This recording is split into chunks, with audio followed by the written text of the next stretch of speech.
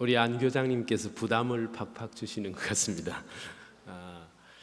아름다운 성전은 어떤 성전일까요?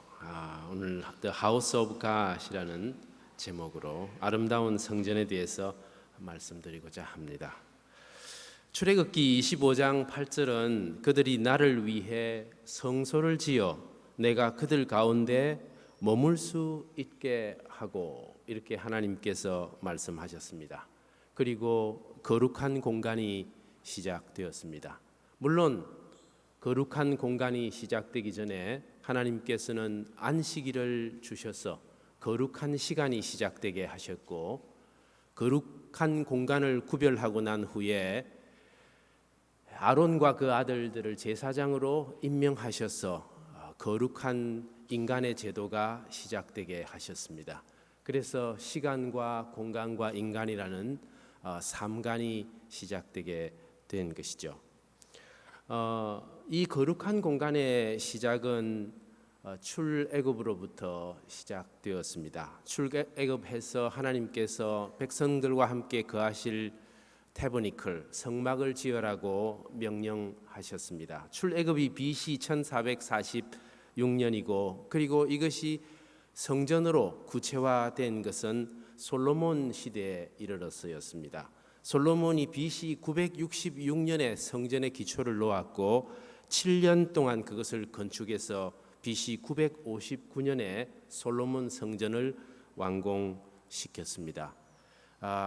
우리는 그 자료를 찾아볼 수는 없지만 아마 이러한 모습이었을 것이라 이렇게 상상합니다. 아마 매우 아름답고 격조 있고 하나님의 임재를 느낄 수 있는 그런 공간이었을 것이라 이렇게 생각이 됩니다. 하나님께서는 당신의 성전을 내 집은 만민이 기도하는 집이라 이렇게 말씀하셨습니다. 그래서 초기 기독교회부터 하나님의 성전을 아름답게 만들고자 하는 노력이 계속되었습니다. 도무스 에클레시아라는 가정교회에서 시작해서 그것은 바실리카 교회로 발전하게 되었고, 그리고 비잔틴 건축에 와서 그것은 아주 극적인 아름다움을 나타내게 되었습니다. 아름다운 성전에 대한 인간의 노력은 이렇게 계속되었습니다. 콘스탄틴 대제가 313년에 그리스도교를 국교로 공인한 다음에 세계의 중심에 도시를 건설하기를 원했습니다. 그래서 아프리카와 유럽과 아시아 대륙이 만나는 터키의 이스탄불을 콘스탄티노플이라고 부르면서 거기에 솔로몬 성전에 버금가는 아름다운 성전을 건축하기를 원했습니다. 그것이 산타 소피아입니다. 콘스탄틴은 이 산타 소피아의 준공식 날 이 성전에 들어가면서 이런 말을 했다고 합니다. 솔로몬이여, 나는 그대를 이겼도다. 그런데 애석하게도 오스만 투르크의 침공으로 이 기독교 교회는 모슬렘 교회로 바뀌게 됩니다. 그리고 모슬렘 성전이 되어버리고 말지요. 그러나 그 아름다움 때문에 모스크의 전형이 되었습니다. 모스크의 티피컬 타입이 되었죠. 그 후로도 기독교와 모슬렘의 갈등은 굉장히 많았습니다. 그런데 스페인 건축가들은 이 메스키타라는 코르도바 대성당에서 그러한 사라센의 전통과 기독교의 전통을 합쳐서 매우 독특한 무데하르 양식이라는 양식을 창조적으로 만들어내기에 이릅니다. 그리고 그 이후에 하나님의 성전은 마치 교회를 하나님의 백성을 보호하는 성체로 이렇게 간주했던 로마네스크 양식을 거쳐서 고딕 건축에 와서 위대한 성전의 시대를 다시 맞이하게 됩니다. 파리의 노틀담, 스페인의 톨레도, 피렌체의 산타 마리아 델 피오레, 그리고 밀라노, 이런 데서 수많은 고딕의 건축물들이 세워지게 됩니다.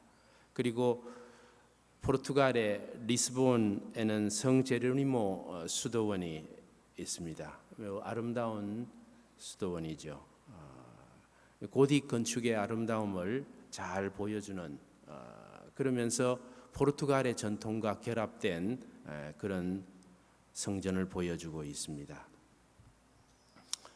시편 65편 4절은 이렇게 얘기합니다. 우리가 주의 집 곧 주의 성전의 아름다움으로 만족하리이다. 하나님의 집은 아름다워야 합니다. 이러한 노력들은 고딕의 시대가 끝나고 르네상스와 그리고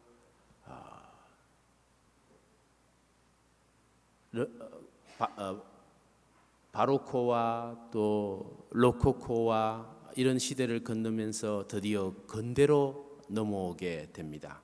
근대 건축에 있어서도 스페인의 걸출한 천재 건축가 안토니오 가우디는 사그라다 파밀리아라는 성전을 건축합니다.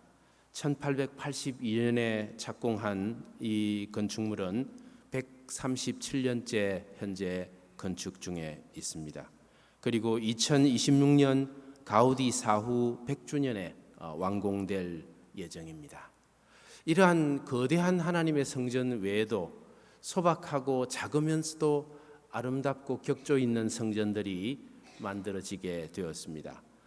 오기스트 베레라는 프랑스 건축가는 노틀담 드 랭시 교회라는 건축을 노출 콘크리트와 세장한 가는 기둥으로 고딕의 아름다움을 표현하려고 노력했습니다. 그의 의도는 성공적이었다, 이렇게 볼 수 있습니다.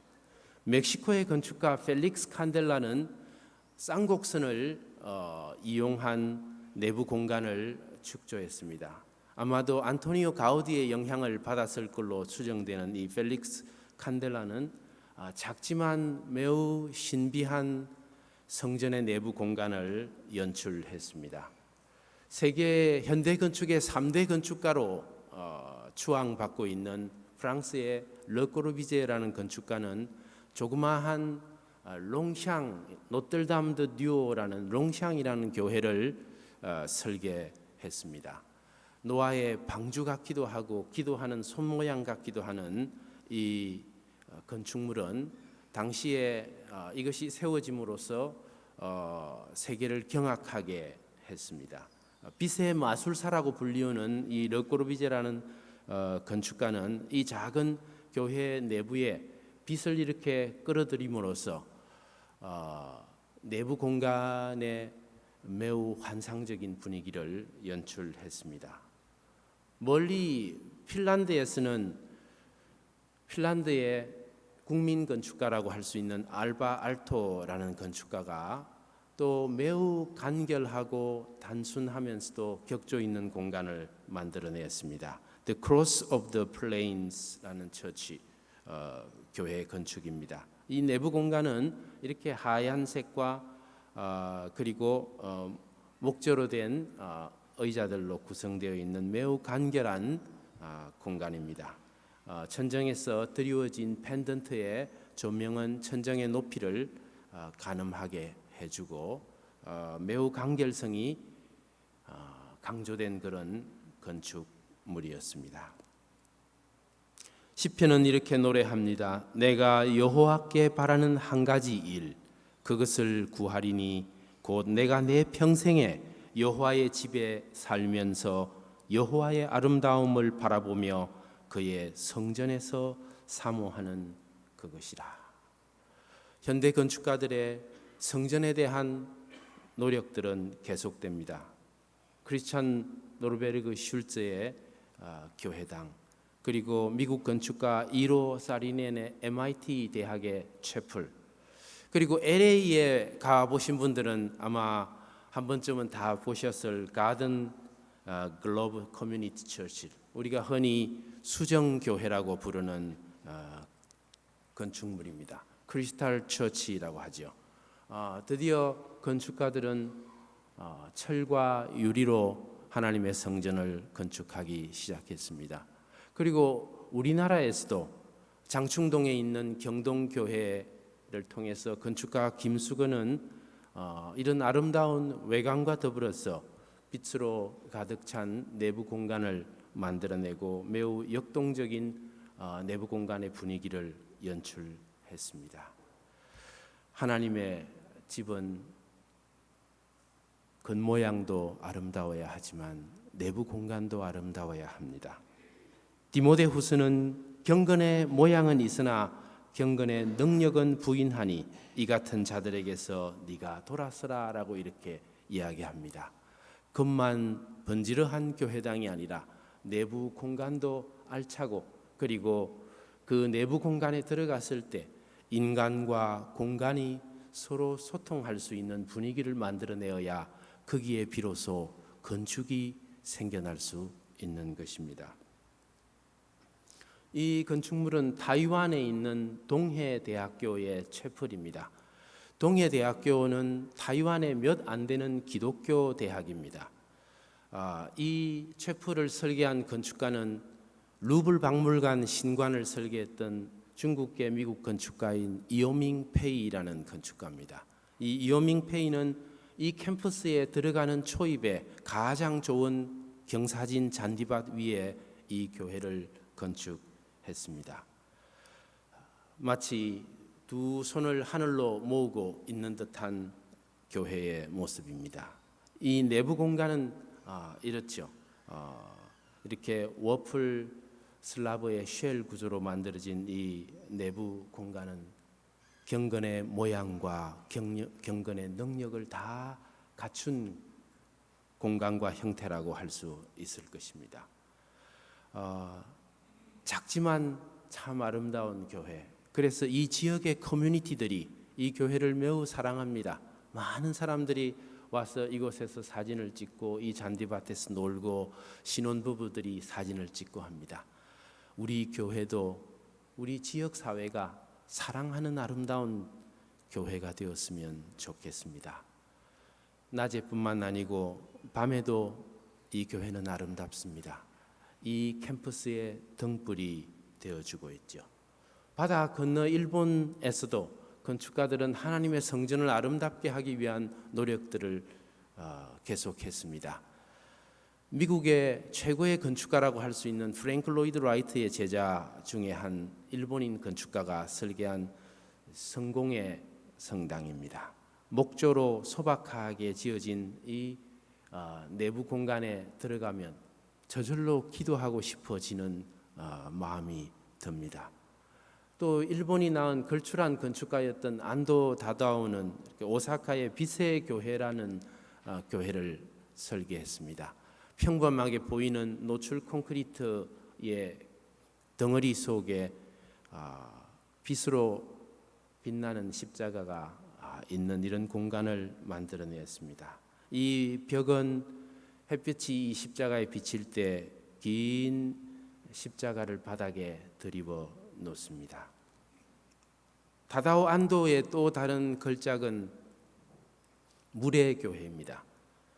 홋카이도 겨울 왕국이라고 할 수 있는 이 북해도에 세워진 물의 교회입니다. 이 겨울이라서 물이 다 얼어서 물이 보이지 않죠.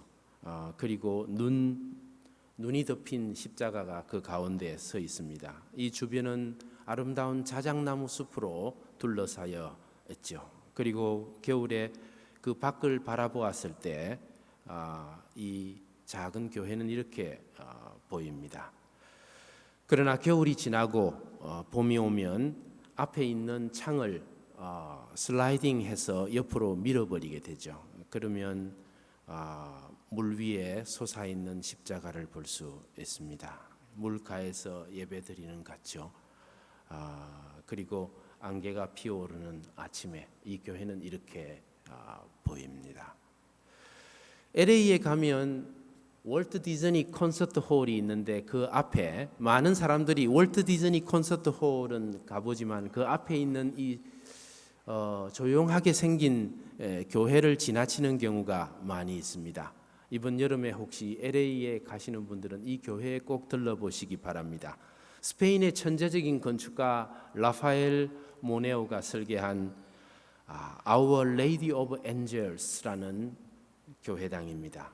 노란색 화강석으로 이루어진 이 교회당은 12시에 예배가 있습니다. 수많은 직장인들과 커뮤니티에서 그 시간이 되면 점심시간에 와서 예배를 드립니다. 그리고 이 내부 공간은 여러 곳에서 들어올 수 있도록 이렇게 설계되어 있습니다. 제주도에 가면 제1교포 건축가인 이따미준 선생이 설계한 방주교회가 있습니다. 이 교회는 물 위에 떠 있습니다. 마치 노아의 방주처럼 말입니다. 하나님의 집, 하나님의 성전은 거룩하며 너희는 그 성전이다. 고린도전서는 우리가 하나님의 성전이라고 이렇게 이야기하고 있습니다. 이제 교회당은 때때로는 외관을 땅속에 감추어 버리는 이런 경우도 있습니다. 이것은 티모 소말라이넨과 투오모 소말라이넨이라는 형제 건축가가 핀란드에 있는 헬싱키에 설계한 암석 교회입니다. 동네 한가운데 큰 암석 덩어리가 있고 그 속을 파서 교회를 건축한 것입니다. 겨울에 보면 이렇게 보이게 되겠죠. 그리고 이 출입구는 작은 노출 콘크리트의 출입구를 통해서 안으로 들어가게 됩니다. 그리고 그 출입구 위에 이렇게 녹선 철판으로 만든 작은 십자가가 놓여 있습니다. 이 십자가는 어디에서 바라보아도 십자가는 없지만 십자가가 보이는 그런 십자가입니다. 그리고 이 안으로 들어가면 이런 내부 공간이 펼쳐집니다.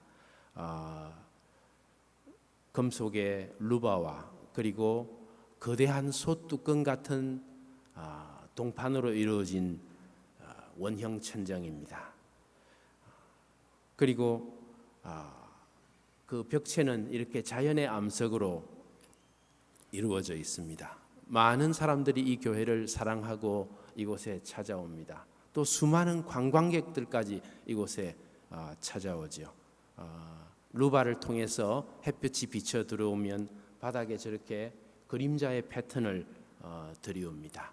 이렇게 교회당 내부의 빛을 끌어들이는 기법들을 건축가들은 현대 건축에 들어와서 절개하게 되었습니다. 그리고 이렇게 건축은 간결해지게 되었습니다. 이 간결한 내부 공간에서 하나님을 만나는 것입니다. 시편은 이렇게 노래합니다. 하나님이여 우리가 주의 전 가운데서 주의 인자하심을 생각하였나이다. 주님의 인자하심을 생각하게 했던 교회 중에 하나가 스웨덴 클리판에 있는 베드로 교회였습니다. 매우 소박한 루터 교회였는데요. 시구르드 레베렌츠라는 스웨덴 건축가가 설계한 그런 소박한 교회였습니다. 그리고 헬싱키에 있는 구오칼라 교회, 이 교회를 생각하면 내 영혼의 햇빛 비친이라는 이 찬미가 생각납니다. 상부의 천창에서 들어오는 빛으로 가득한 아름다운 교회였습니다. 지역의 커뮤니티가 매우 사랑하는 밝고 경쾌한 교회였습니다. 너희 몸은 너희가 하나님께로부터 받은 바 너희 가운데 계신 성령의 전인 줄을 알지 못하느냐라고 성경은 이렇게 이야기합니다. 마지막으로 여러분에게 보여드릴 교회는 헬싱키에 있는 침묵의 교회입니다. 이 교회는 들어가면 말을 할 수 없습니다. 그래서 침묵의 교회라고 이렇게 이름 붙입니다. 그러나 이 교회당에 들어갔을 때 침묵 속에서 수고하고 무거운 짐진 자들아 모두 다 내게 오너라. 내가 너희를 쉬게 할 것이다 라는 그리스도의 음성이 심령 깊은 곳에 들리는 것 같았습니다. 에베소서는 이렇게 얘기합니다. 너희는 사도들과 선지자들의 터 위에 세우심을 받은 자들이며 그리스도 예수께서 친히 모퉁이 돌이 되셨다. 그 안에서 건물마다 서로 연결되어 주님 안에서 함께 성전이 되어가고 너희도 성령 안에서 하나님의 거하실 처소가 되기 위하여 그 안에서 함께 지어져 가고 있다. 성경은 우리가 하나님의 집이라고 말씀합니다. 건축가들이 또 역사적으로 수많은 교회들이 하나님의 전을 아름답게 하고자 하는 노력을 한 것처럼 하나님의 전인 우리 자신을 우리는 아름답게 만들어야 할 것이라 생각됩니다. 서로 연결되어 주님 안에서 함께 성전이 되어 가야 합니다. 우리 사랑하는 성도님들, 옆에 있는 성도님들의 손을 한번 잡아 보십시오. 서로 연결되어 주님 앞에서 성전이 되어 가십시다. 성령 안에서 하나님의 거하실 처소가 되기 위하여 그 안에서 우리는 함께 지어져 가야 할 것입니다. 성도 여러분, 우리가 하나님의 전입니다. 감사합니다. 감사합니다. 잘 준비하신 하나님의 집이라는 내용으로 우리 아름다운 성전들을 많이 봤습니다. 지금 이 시간에는 손님 소개를 드리겠습니다. 손님은 없으시고 감사헌금 내신 분, 네, 감사합니다. 투자헌금 내신 분들입니다. 생일 감사헌금 내신 우리 김규현 목사님, 안명희 사모님 생일 감사헌금 내셨습니다. 오늘 생일 맞이하신 분들과 교과 공부를 위해서 이정군 목사님께서 축도해 주시겠습니다. 축도가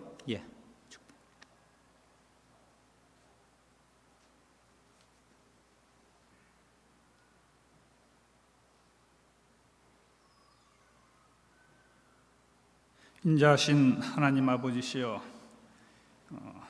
후반기 첫 안교 시간을 통해서 하나님의 집에 대한 이태원 교수님의 귀한 말씀을 듣게 해주시니 감사하옵나이다. 이 말씀을 통해서 인류 역사 가운데 지난 세월 동안 하나님께서 세우신 천재 종들을 통해서 하나님의 집의 그 아름다운 경건과 또 건축적인 미를 조망하게 해주신 것을 감사합니다. 우리 스스로가 하나님의 집으로 하나님께서 우리 가운데 역사하시고 기적을 베푸시고 구원을 드러내는 하나님의 삶의 현장이 되도록 우리 모든 삶을 인도하여 주시옵소서. 이제 특별히 이 후반기 우리의 모든 가정과 또 우리 교회와 대학에 하나님께서 운행하시고 큰 축복과 구원을 베푸시도록 하나님께서 역사하여 주시옵소서. 거룩하신 우리 하나님이시여, 이 시간에 특별히 감사 헌금과 투자헌금을 드리신 주의 종들을 기억하시고 또 특별히 생일 헌금을 드리신 주님의 자녀들의 삶에 하나님께서 무한하신 은총과 구원을 베풀어 주시옵소서. 이제 무더운 여름이 되었습니다. 하나님께서 이 한반도의 땅에 내 모퉁이를 잡으셔서 이 폭염의 때에 많이 발생하는 태풍과 또 지진과 여러 재앙으로부터 이 나라와 민족을 보호하여 주시옵소서. 하나님께서 이 교회와 우리들의 성도님들의 삶과 자녀 손들과 또 그들의 삶의 일터를 지켜 주시옵소서. 인자하신 주님, 이제 특별히 저희들이 이 한 기 동안 배우게 될 지극히 작은 자들을 위한 그런 귀중한 사역에 대해서 연구할 때에 하나님의 성령께서 우리 가운데 운행하시며 우리 가운데 큰 축복을 베풀어 주시옵시기를 예수님의 이름으로 간절히 기도하옵나이다. 아멘. 네. 안실학교가 한 8분 정도 늦게 끝났기 때문에 교과 공부 5분 더 드리겠습니다. 55분까지 교과 공부하겠습니다. 오늘은 장병호 목사님께서 합반으로 교과 공부를 인도하시겠고요. 안교반을 바꾸고 싶으신 분들은